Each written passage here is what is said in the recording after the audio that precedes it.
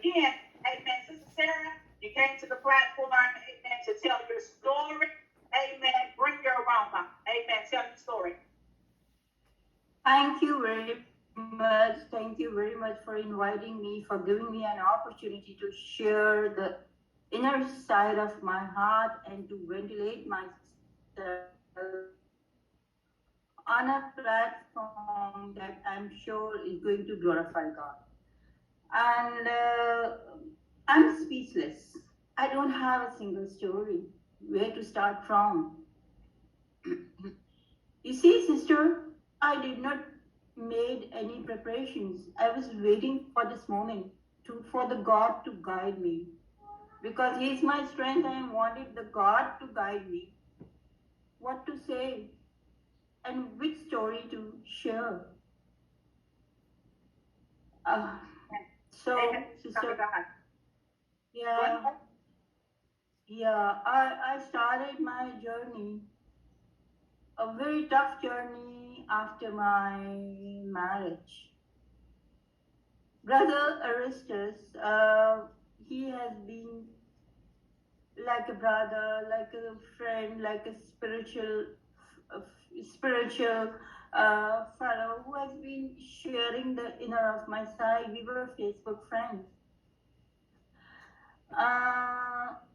I came from a family where my mother was a very strong prayer warrior, and she fought all her battles, whether those were emotional and or whatever they were, family battleships with prayer. So I was just watching her throughout my life. I never knew that I will step in her place. I'll be facing the same things. I belong to a very honorable family. My father was a minister in Pakistan, and he was an army officer. He was a colonel. He was serving the Pakistan army. We were six sisters. I got married to a man whose family was religious but not spiritual. So my hardship started from there. I had a very tough time. I love my father, and I never wanted to share what I'm going through. I was going through real hardships. I was very young. I was like 18 years of old, 18 years of age, and I had spent a lovely life at my place. I came to a family who was totally different. My husband was very harsh, and my in-laws were like they were very spiritual, very religious, but not spiritual, as I told you. They kept on pinching me, even abusing me physically, not emotionally, physically. My husband used to harass me and beat me physically. And what I used to do, I used to go on my knees and say, God save my husband, and when he is back, save him, uh, and uh, um, don't. I want to save his life. I don't want to share this all crap with my parents, because if I don't want to hurt my parents. I love my father because I knew that the moment I'm going to share, it will be very difficult for him to live, and he's only going to say me one thing: leave that person and come home. Why are you living with a person, and why you are tolerating this whole thing? For why? What's the reason? But I wanted to live, and then I had my first boy. I named him Josh.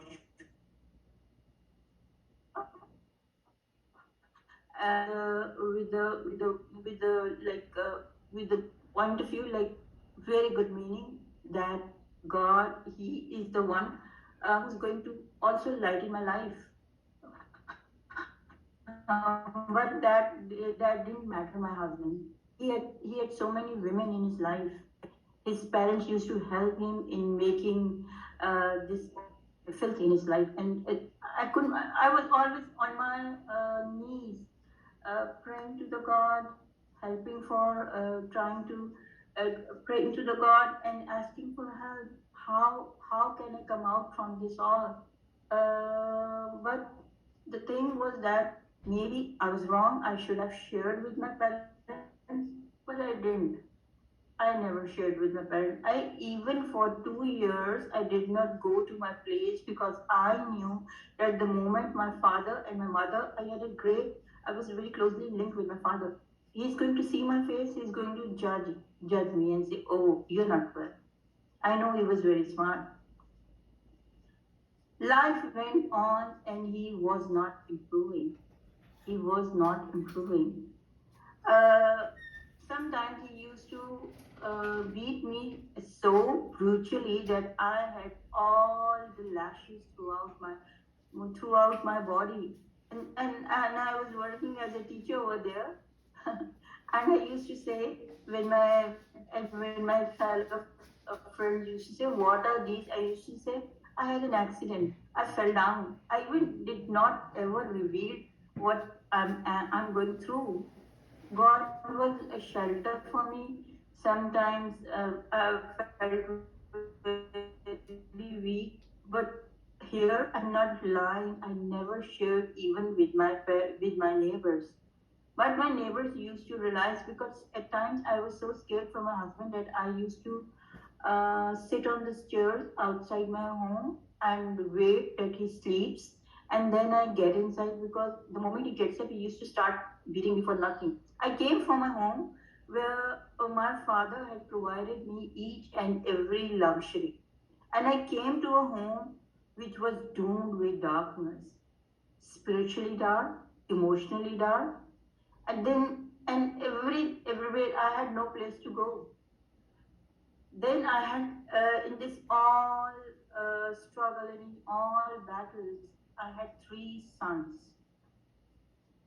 Then one day I said, "Father, why, where I'm standing, I'm getting no help. Even at the Christmas days, we had nothing to celebrate. I had nothing at my place to celebrate my home." And I used to say, "Yes, I'm still a winner because I have 3 sons with me. Maybe when they grow up, I'll be more strong and like, I'll be in a better place. And I'm not ditching my husband, and I'm taking care of my sons, which the God has given me as blessings." So what happened that life went on. He was not improving at all.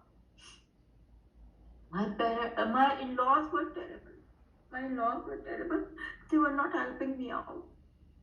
They were in fact becoming more and more brutal. Every time they used to say, "Leave this woman," and he had more or less left me. I was just sitting with his name and with his voice. Then I don't know, it was the will of the God. When my younger son was in grade 2, he had a heart attack, and he went with the Lord. But still, at that time, I was very helpless.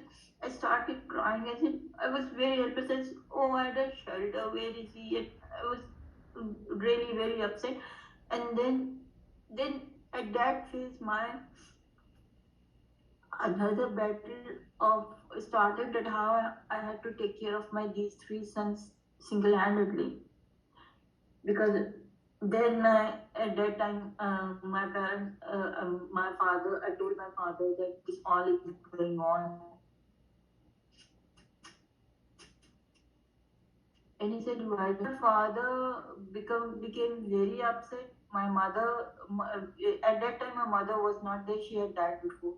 Even at her death, till she was alive, I never told her that what I'm going through. At that time, my father also was a diabetic patient. He also left. Then my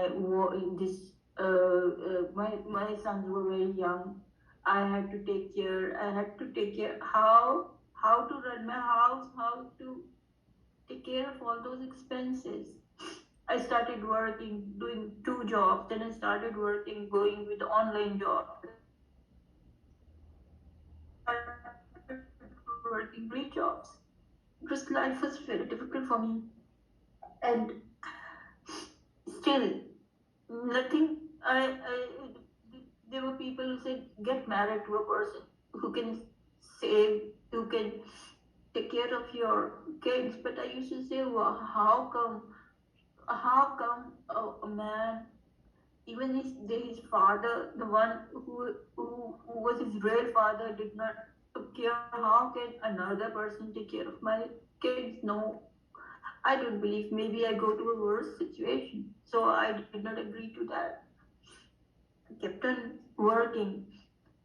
At night, I used to work with a call center, and there I always did one thing. Never ever I started any work without prayer. Never ever I stepped on the floor without prayer, because this is what was something given to me, inherited by my mother. And then what happened that my I started working here, and I had been I had been associated to the church.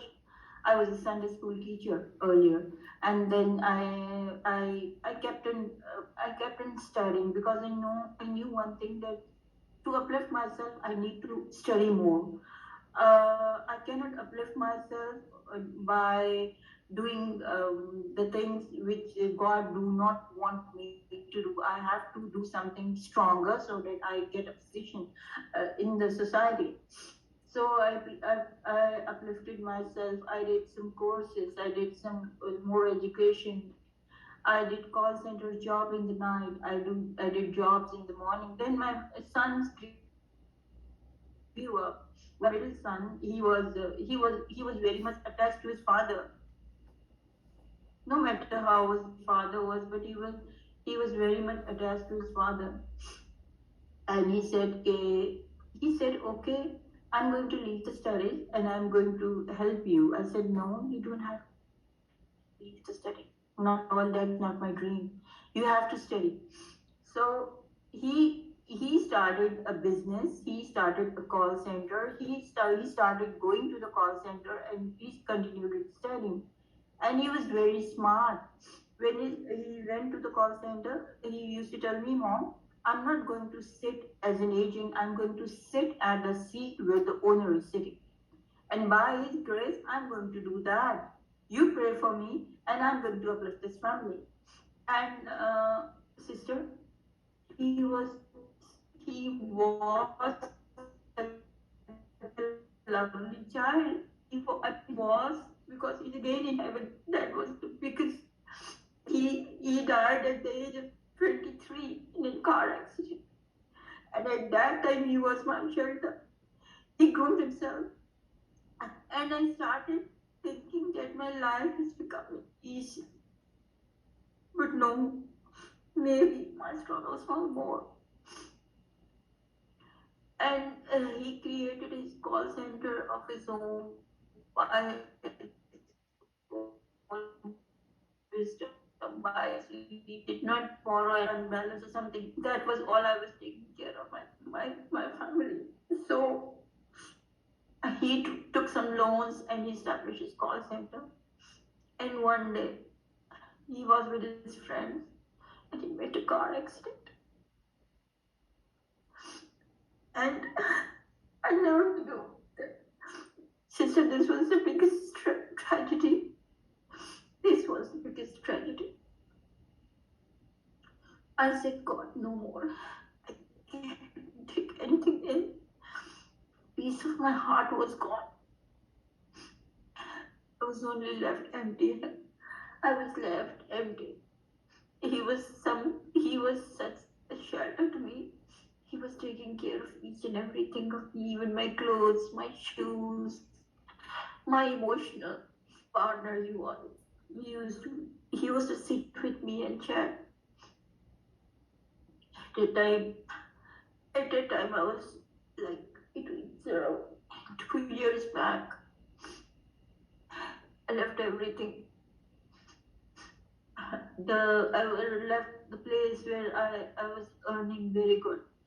And that house where I was living was given by my workplace. But I left that place because it started haunting me. and I was not finding peace anywhere, even not in the prayers. There was a lot of restlessness in me. I thought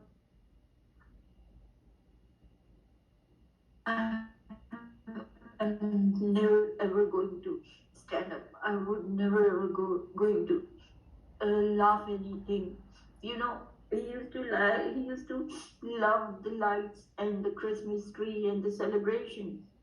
26th, 26th of this month is his birthday, and 10th February will be his death anniversary. So these days are already very heavy for me. When he left, the first Christmas I celebrated was very gloomy. I did not put the Christmas tree, I did not put any lights. I became very sick. I became very sick. And I stopped doing any job. Like the ray of hope in me was gone. I said, why God has taken my son? I know he's in a better place. He was a person who had been a giver specifically to the churches. I used to say his name was Shimron. I used to say, Shimron, you're not giving anything to the church. He said, Mom, you don't know me. You don't, perhaps I don't talk about the things I gave. I have he later when he had an accident, have come across that many people, that what he has done for them. Even I don't want to talk here because that is something he never wanted me to talk. And he used to say me that, Mom, uh, it is my dream that whenever you get an opportunity, you work for the church, you work for his people, you leave everything and you work for the people. I started working with my church, and the skills which I had, like academic skills, my leadership skills, I just to the church voluntarily. I went to old homes and I used to sit there for hours and hours and talk to them. I used to celebrate his birthdays over there. I used to celebrate my Christmas over there. I started working with the people, with the mentally and physically challenged people, and I used to spend my hours over there. I started working with the people who are young people who are were addicted to the drugs. Pakistan, many people, even the whole world is about it. I started praying for them. That was the only way that used to comfort me. Being with those people who are more burdened or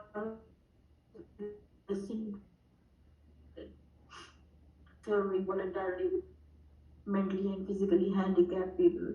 But now I'm like, I do go with the old home, with the shelters, with the orphanages, with many such places which give me comfort. I pray with them, specifically with the Christian people. If you cannot give them something financially, we can give ourselves, our services, our will, and that's going to help them really a lot. Going to a shelter, old home, sitting with them since morning, taking care of their small needs. If you cannot pay for the big needs, at least you can pay for the small needs. Talking with them is a big thing. That makes a great difference in their life and your life too. And then this is all about the life has not been ended. I'm still working. Like I have been spending many hours for my church school was very very they have made the school not for the purpose of this I can say for the business, but for the purpose of the poor people. They if the people if the children cannot pay any fees, even then they keep them. So I thought that this is the best place to share my skills. I redesigned the service rules of the church. I'm working just like a normal member and just like a teacher. And I love my job as a teacher because I love it because that makes a difference in many people's life. I even go to the church, I share the sermon. If there's some topic is given to me, I do share the sermon also there. And but the thing is, sister, all of you request everybody to pray because my like a thorn in my heart, and whenever I talk about him, it really pricks me. It really breaks me. It's very hard to come out of it. It's really hard to come out of it. I don't know how to word for it. Yes, I do remember many incidents where the God has been so good to me. In all these situations, I have never stayed. Uh, like I have, he has still blessed me. He has still blessed me. My children have been studying. My one has left me, but the two are with me. Two boys are with me, and I don't think myself alone. One thing I still myself. I still think myself lucky that I have not got married. Why? Because I still think that maybe I'm in a position to share to live my own life. Maybe if somebody would have been associated with me, I would have been living his life, not according to my will, but according to his will. This is what all is happening when I see all around. My message to everybody is here: be strong.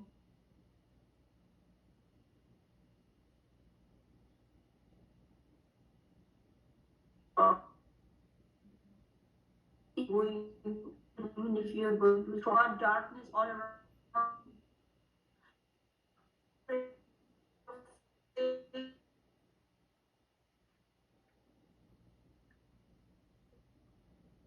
we can make a lot of change. This word of God can make a lot of change in you. This is the this is a word. This is a book of wisdom. This is not a this is not an ordinary book. This is the only way where you can talk. This is the only place. This is the only book through which you can find out the promises, where you can find out the solutions, where you can find out uh, the the the the life to live on. This life is temporary. We all are walking towards the journey. This journey is walking towards the grave. And maybe if we are suffering more, maybe God is going to help us there more. In all the sufferings, in all the your poverty, in all your problems, this book has got a solution which will never ever you'll get it from this world. Open the book and start reading. A day without God is, I think, the most useless day. It's the most useless day.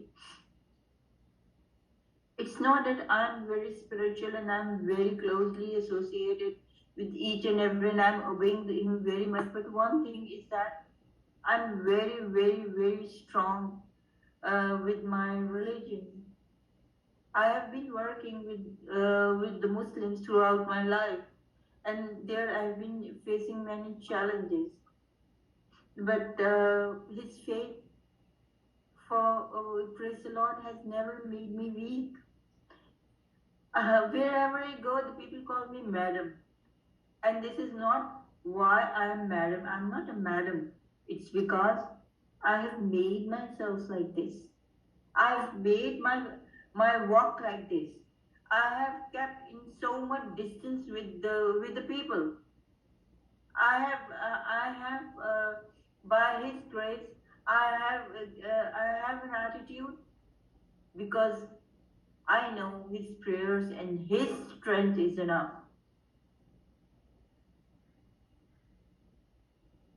He that lives in me is stronger, is much, much, much stronger than the one who lives in the world. This is my favorite verse.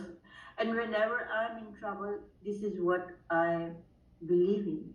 And this is and nothing, and nothing is impossible with him. If you are, he never fails. He makes you stand up. He holds your hand. He walks with you. He's your shelter. He has been my shelter. He has been my rock.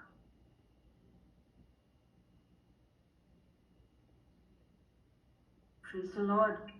Amen. That we have been. We are the chosen ones. And we are born again with His blood. I'm living in Pakistan where there is very challenging situations.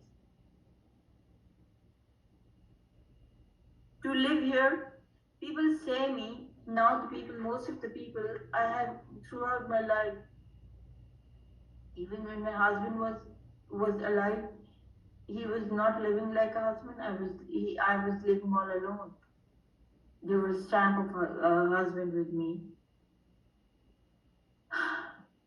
People say that why are you have such an attitude? And I say God is my attitude. This is Pakistan, and here it is not easy to live within Islamic countries. You have so many challenges.